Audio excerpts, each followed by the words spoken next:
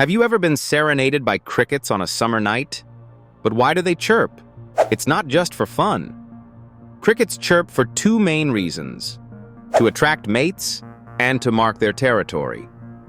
They produce this sound by rubbing their wings together, a process called stridulation. But wait, there's more to it than love songs. Did you know that the rate of cricket chirps changes with temperature?